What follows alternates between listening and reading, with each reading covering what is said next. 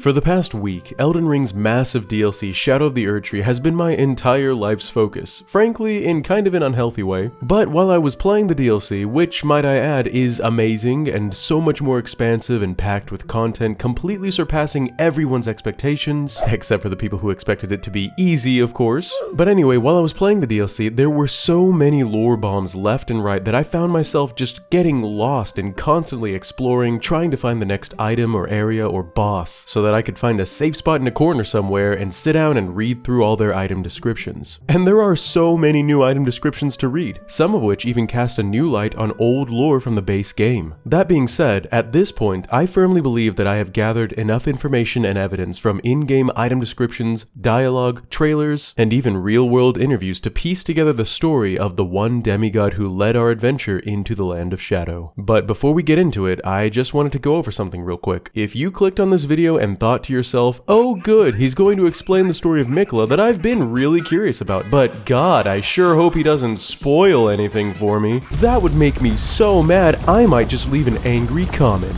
Allow me to suggest a book for you to read that I think you'll find quite helpful, because of course a video explaining the lore is going to spoil said lore. So consider this your one and only spoiler warning for this video, which may extend to any and or all characters present in Elden Ring as a whole. But with that out of the way, as we delve into both the base game lore and the new lore from Shadow of the Erdtree, let's finally piece together the full story of the motives and morals behind Miquella the Kind, and his quest to make the world a gentler place.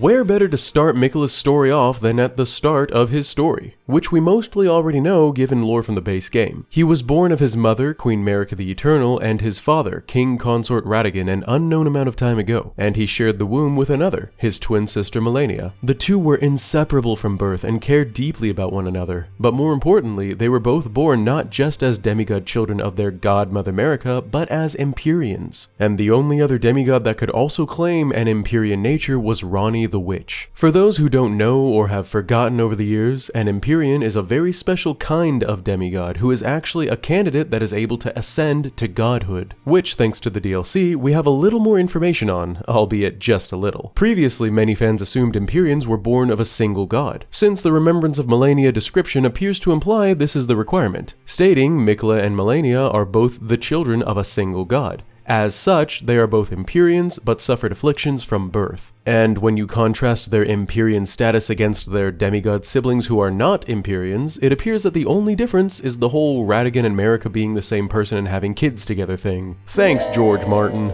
But while we still don't know that this is 100% the case regarding what it takes to make an Empyrean, because after all, that bit of dialogue being born of a single god could be related to the fact that they're suffering afflictions, which could be related to, you know, incest, we do know that according to New Gideon, Ansbach's dialogue, who is easily the coolest new character in the Land of Shadow thanks to the sheer amount of lore he adds to the overall narrative, you'll be able to tell an Empyrean by their eyes, which double as their birthright to godhood. And we'll get into more on what Miquella did with his birthright later on. Spoiler alert, he kinda sorta tore it out of his face. However, because Miquella and his sister were Empyreans and therefore candidates for godhood, they were consequently immediately chosen by their own two fingers in preparation to serve the Greater Will as new gods to replace Queen Marika. But the Greater Will was not the only outside force that wanted a hand in these new powerful baby Empyreans. And so it was that the twins were also unfortunately afflicted by curses from other outer gods at the time of their birth. Malenia was cursed with the scarlet rot festering and growing inside her own body, and Miquella was cursed with eternal childhood, both in his body and mind. Physically, as we can see both in the art in the base game as well as now officially in the DLC, he inhabits the body of what appears to be almost a prepubescent young boy. And mentally we find in the DLC that he's about that age as well, which becomes much more of a problem when you take into account the fact that as Empyrean demigods, the twins were also blessed with supernatural abilities. Everyone already knows that Malenia's scarlet rot also came with the ability to sap and steal the life out of others, which we've all enjoyed so much dealing with the past 2 years. But Miquella the Childlike just so happened to also have the ability to coerce people into falling in love with or becoming otherwise captivated by him.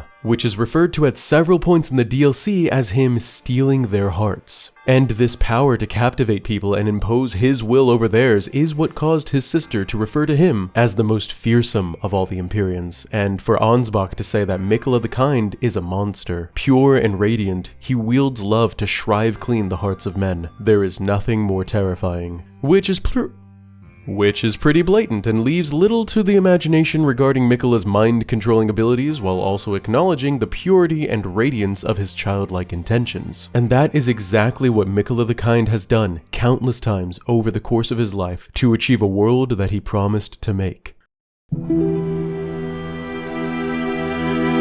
If there's one thing that's true about Miquella though, regardless of his powers or afflictions or status as an Empyrean, it is that he earned his title of the Kind by being extremely kind-natured in general. And we have tons of evidence to prove his actual kind nature, which peaks in the DLC. One of the new characters that we meet in the Land of Shadow is a lady named Freya, who actually used to be a Redmane warrior who fought under Radahn. According to her backstory, at one point she was among Radahn's forces fighting in Caelid after the Scarlet Rot broke out, which means that it was most likely after Radahn and Malenia's battle, which we'll circle back to later on in the video. One day, while Freya was fighting most likely against Malenia's Clean Rot Knights in the Swamp of Aeonia, she was inflicted with a terrible wound right in the middle of her face, which then began almost immediately to fester with a Scarlet Rot infection. She was immobilized, feverish, in great pain, and expecting entirely to die, and also abandoned by the rest of the Redmanes, until Miquella found her. Now, it's not entirely clear what he was doing down here in Caelid after the Scarlet Rot broke out, which appears to contrast the previously assumed lore conclusion that he was inside the Erdtree, being stolen away at this time by his other brother Mohg, but we'll get to that a bit later. Regardless, he found Freya and kissed her wound, which healed it, draining the poison entirely. Freya's armor even still depicts her facial scar to this day, and she claims that it has become her compass. Meaning this show of extreme kindness from Miquella is why she decided to follow him after her previous leader Radahn went all rot crazy. Miquella is also responsible for the innovative creation of unalloyed gold as both a new order and technology. And his entire reasoning behind this was to find a way to cure his sister. Not himself, who was also afflicted in a different way, but his sister, who was rotting away day by day. He took her burden onto himself. And we can see evidence of his efforts in the unalloyed gold needle, which actually is successful in at least halting the progression of Scarlet Rot, which we can see from Millicent's questline, as well as Malenia's unalloyed golden armor, that was clearly crafted for her by her own loving twin brother. We also have no records anywhere of anyone having a problem with Miquella at any time. Well, until Ansbach and St. Trina in recent times, that is. Which means that he was on good terms with pretty much everyone, including his older brother Godwyn, who he and Malenia were depicted as being very close to. This statue seems to imply that Godwyn may have even comforted the twins in their afflictions. And clearly Miquella cared deeply for Godwyn because he crafted the golden epitaph sword in commemoration of Godwyn's unfortunate half-death at the hands of their other Empyrean sister, Ranni the Witch. But even more than his individual kind actions, which are prevalent pretty much everywhere and then even detailed in descriptions like the Sacred Crown Helm, which claims that Miquella would bless the low and the meek, his good nature is proven even more so by his lofty promise that he made to his sister and also to his brother Radahn to make the world a gentler place for everyone, which he determined in his heart to do out of a crushing feeling of guilt regarding the sins of his mother. You know, the whole sealing away the Land of Shadow in shadow, commanding her son Mesmer to crusade against the Hornset and impale and burn them alive mercilessly, then sealing him away, etc., which I'll go into with much more detail in another video coming very soon, detailing Marika's updated story, as well as her village of birth and the fate of her fellow shamans, and why all of her actions are actually somewhat justified. And it all has to do with a couple pots full of living meat. So if you would be so kind, be like Miquella and make sure you're subscribed to stick around when that happens. It only takes a second and you can always unsubscribe later if I lose my touch. But anyway, I believe the lore indicates that Miquella tried several different ways to achieve this goal of righting his mother's wrongs. The first method he tried is found in the base game and is called the Erdtree. See, in order to make the world of the Lands Between a gentler place that's kind and accepting of all, he knew that he would need to do things his own way and therefore set up a new order entirely and establish a new source of grace. So to do this, his initial plan was to create another Erdtree entirely, which would enable this new order by providing a new source of grace, just like the regular Erdtree. It is said that he watered the Haligtree with his own blood in order to promote its growth, which I can only assume he did because Marika likely performed something similar for the Erdtree and Scadutree. The Haligtree did become at least a temporary sanctuary for all who desired such protection, with many groups of aforementioned downtrodden, lowly, and meek individuals ending up there seeking sanctuary, the most famous of which would be the Albinorics, who all claimed the Haligtree to be their home destination, though we actually don't see a single Albinoric present, aside from possibly Knight Loretta.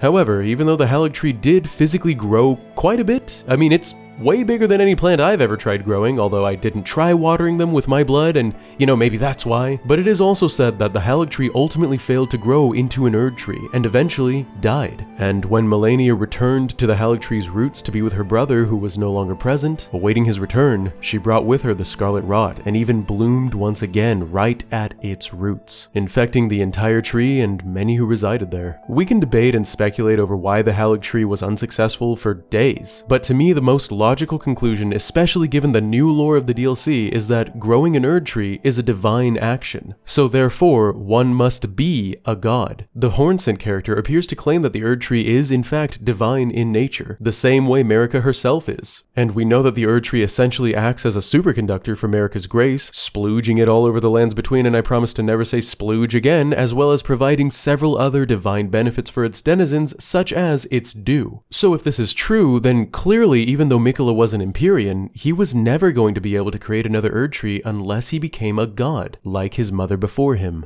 And this is where the new lore of the DLC really starts to shine.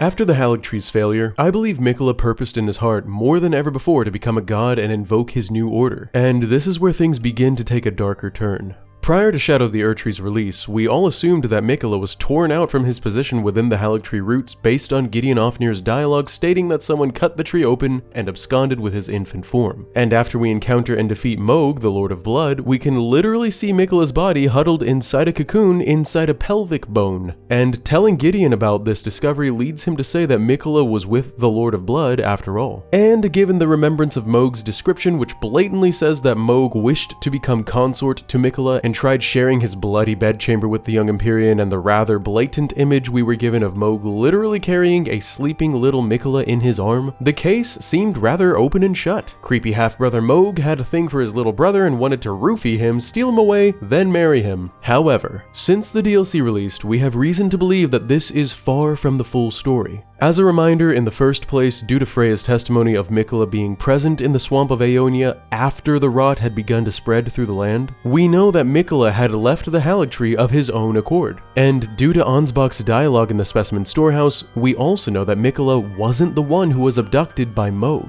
It's actually more like the other way around. Miquella is the one who went to Mohg himself and enchanted Mohg with his heart-stealing powers, forcing Mohg to fall for his little brother and believe the lie that he would be consort to him, heralding in their new Godwyn dynasty. Due to the fact that Miquella was freely moving about the world and not present in a cocoon when Mohg was carrying him away, I also believe that the entire cocoon thing was something Mohg created, possibly under the command of Miquella in order to encapsulate and fuse the two of them, merging their blood together in a bloody bedchamber, and granting Miquella access to Mohg's omen blood, which I also believe clearly meant that Mohg, and by extension Morgott, had a connection to the Hornsent and therefore the Land of Shadow, and Miquella wanted access to the Land of Shadow by mingling his blood with his brother's. And in case you were wondering, there are many reasons to believe that the entirety of the Land of Shadow is covered in omen symbology, which has ties to both the Hornsent and even the Fell God, but that is more than enough for another video entirely, which I'll cover in the Marika video coming up. Ansbach, who at one point was the captain of Mohg's Pureblood Knights, also claims that he tried to stop this and challenge Miquella, but at that moment, Miquella also enchanted Ansbach's heart, wiping his memory and causing him to stand down and follow Miquella, albeit a bit hesitantly.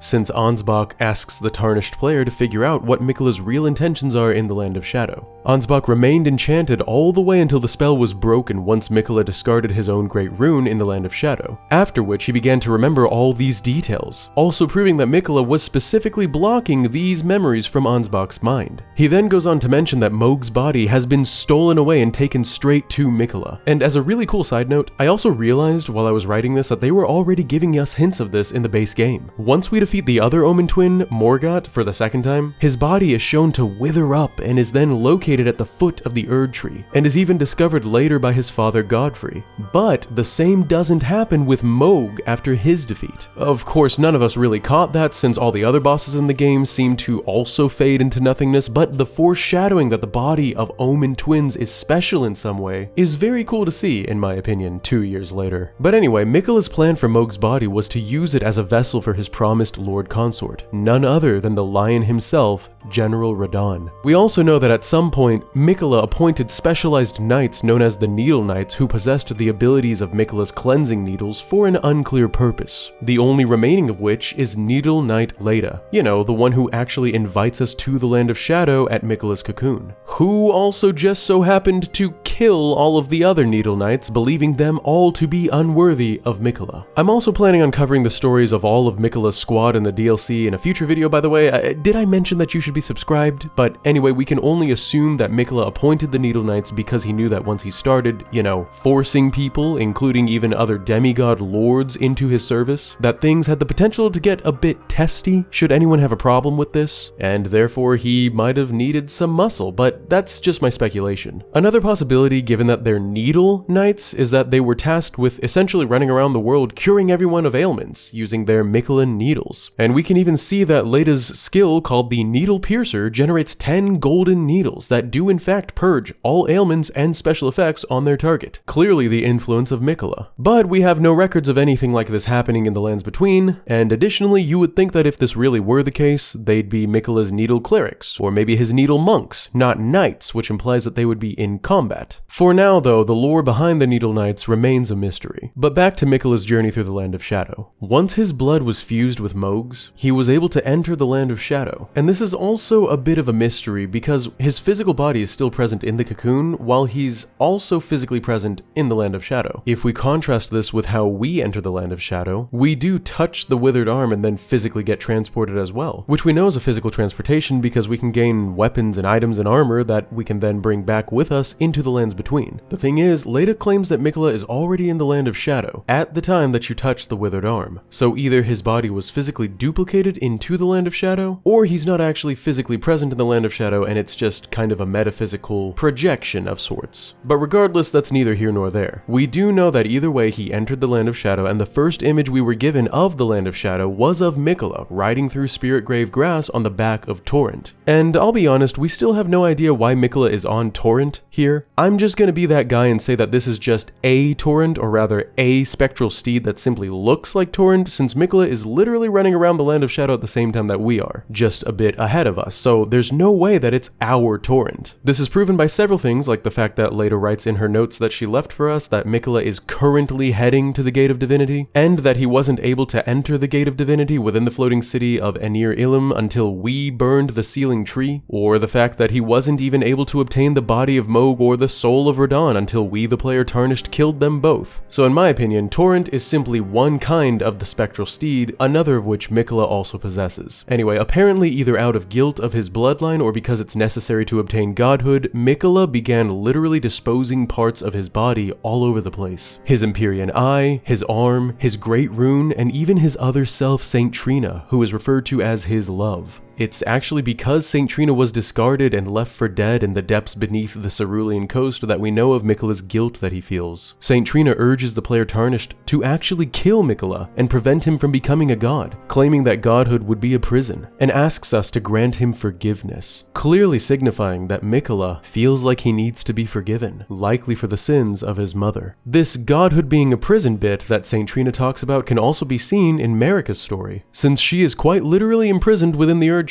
for acting out of line, and has even tasked Smithmaster Hugh with forging a weapon that can kill a god. In other words, herself. Because like Trina says, a caged divinity is beyond saving. But this doesn't matter too much because Miquella is ultimately successful in shedding his flesh, his strength, and his fate, and approaches the Gate of Divinity all the same. And after the player Tarnished overcomes Needle Knight Leda and her allies in a very climactic and emotional battle to the death, we're finally able to approach the Gate of Divinity ourselves. And the first person we see standing at the gate is none other than Radahn, almost fully resurrected in the omen-laden body of Mohg, even showcasing some omen horns sticking out from underneath his armor. Now that we've shed a new light on what Miquella did in the events leading up to and entering the Land of Shadow, let's focus now on what his history is with his other brother, Starscourge Radahn.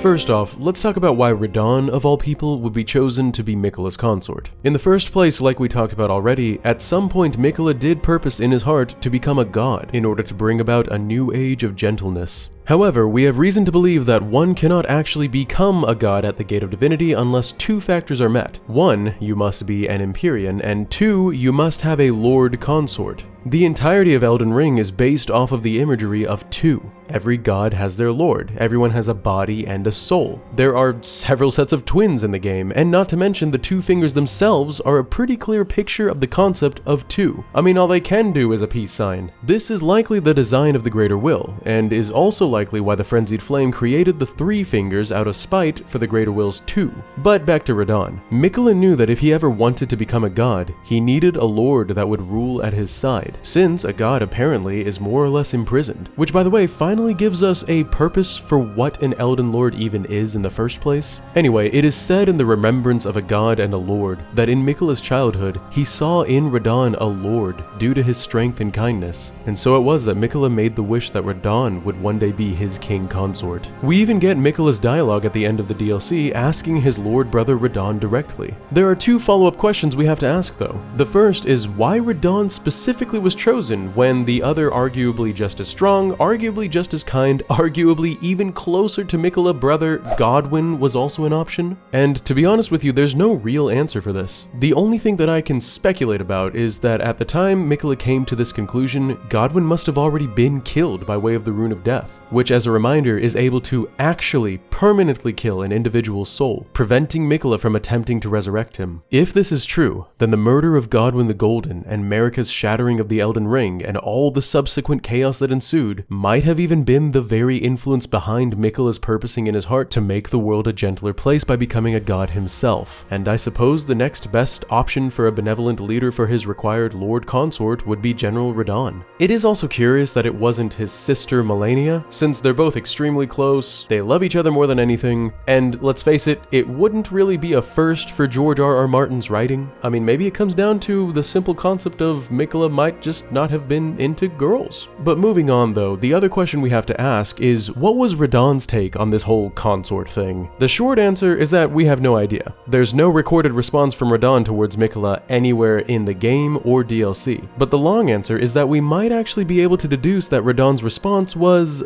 less than accepting, and allow me to explain. For years now, we've had no solid conclusion as to why Malenia and Radahn were shown to be fighting one another when neither of them desired the Elden Throne, other than wild speculations. Until now. See, Radahn's young lion's helm finally tells us what Malenia whispered in Radahn's ears so long ago. After countless hours and days of non-stop battle with neither prevailing over the other, Malenia finally pulled out her nuclear option and sacrificed her unalloyed gold arm to getting close to Radahn, mount him, stab the both of them through at the same time, allowing her blood to drain into Radahn's body, while she unleashed the first scarlet bloom upon the world. Then she leaned in close to his ear and whispered the words, "Oh, you gotta give him that huck too and spit on that thing." Just kidding, she said, "Miquella awaits thee, O promised consort." Keep in mind that she tells him this knowing she has just killed him by infecting him with the rot, which was going to claim his life eventually, implying very strongly that this was her entire reason for trying to kill him in the first place. Because see, this wasn't just a little bout, a little duel. This was Malenia straight up trying to kill Radahn. I would say it's Radahn trying to kill Malenia, but I doubt that given the fact that he stands there and lets her put her arm back on Radahn before re-engaging.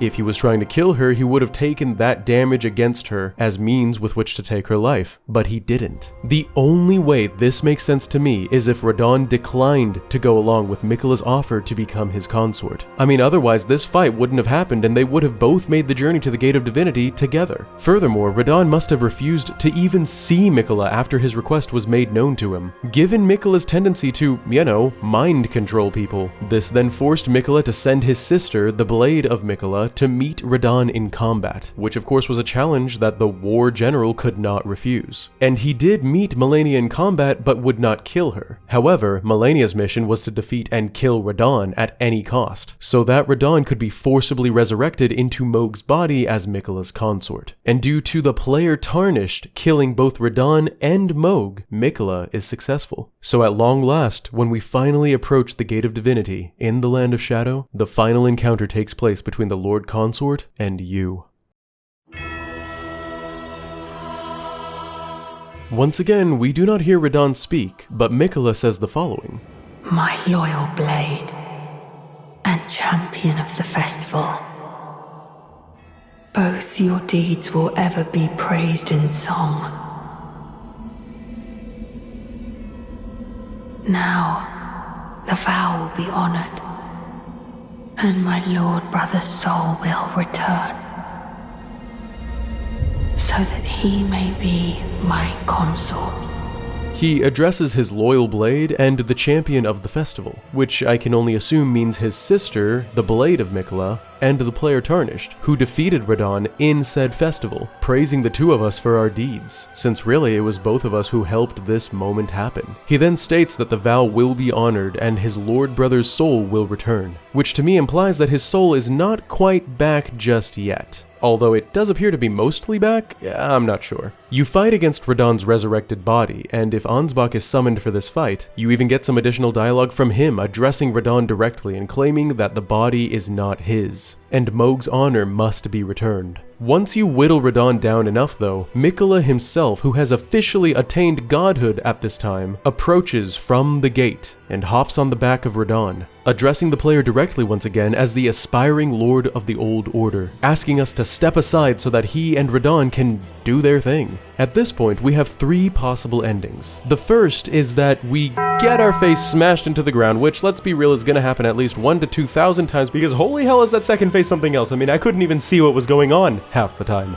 But the second is that we successfully deny Miquella this new world and somehow manage to kill a literal god and his Elden Lord in combat, giving us access to the remembrance of a god and a lord, as well as the Light of Miquella incantation, which claims that Miquella sought to accept all that was and would be, but found one that refused to be embraced, that one being us, the player Tarnished. However, the third ending is a speculative one that I am convinced is in the game somewhere but has yet to be found, and it entails essentially allowing Miquella to win. See, there appears to be dialogue that I found in a text dump of the DLC that is from Miquella, that is also yet to be found anywhere in the game, where he says the following. I hereby swear, to every living being and every living soul, now comes the age of our Eden, a 1,000-year voyage guided by compassion. Beginning here, love encompasses all. No living thing will be denied, no deed censured. I am ready to embrace the whole of it. Let us go together. Radahn, my promised consort. Notice how similar the wording of I hereby swear to every living being and every living soul is to Ranni's dialogue as she establishes her new order. And this parallel very much so implies to me that it's going to be Miquella establishing his new order. There is also clearly an in-game cutscene that was teased to us that, again, no one has been able to find just yet. And it's the one that we're shown for like 2 seconds at the end of the gameplay trailer, where Miquella, shining like a god, stretches his hand out towards the Erdtree and appears to heal it, also dispelling the shadow drapes in the sky above, which Miyazaki himself had confirmed in an interview is the reason the Land of Shadow is obscured from the rest of the lands between. My theory is that the way to get this cutscene is to allow Miquella to become a god, something that, remember, he only does officially when you enter the second phase of their fight, and then you allow him to steal your heart, which he will do if he's able to grab you twice and enchant you, which is really cool to see firsthand, which also ends the fight, placing you outside the Gate of Divinity without you dying necessarily. After this, I'm curious if that will then unlock a new ending to the base game, after returning to the Erdtree and defeating the Elden Beast. That would allow us to choose to step aside while Miquella ascends to the status of God of the Lands Between, just like we would have done with Ranni, healing the Erdtree and by extension the Land of Shadow and entering a new age of compassion. The thing is, I already killed them in my playthrough, and at the moment I'm a bit too lazy to go through the entire game again just to test this one notion. But if someone out there wants to see if I'm right, try doing exactly what I just said, and then come back here and let me know what you found. We'll all be awaiting expectantly. That being said though, that officially wraps up the complete story of Miquella the Kind. From his birth, to his childhood, to the Erdtree, to the Land of Shadow and his ascension into godhood, however brief that might have been. At the end of it all, given that Miquella will mind control those who choose to not live peacefully, such as Ansbach, or you, or Needle Knight Leda, who admits to not trusting anyone when she's not under Miquella's charm, we're left with a question. Is a peaceful world that's devoid of free will worth it?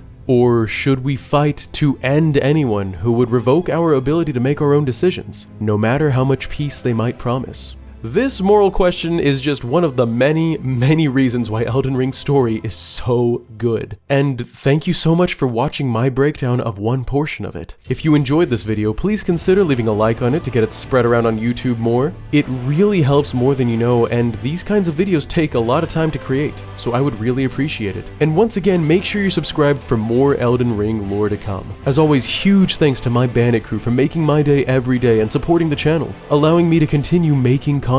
You guys are the reason I do what I do. That's all I've got for this one, so as always, keep up with me on my socials, and I'll see you next time. This is Bandit, signing out. Peace!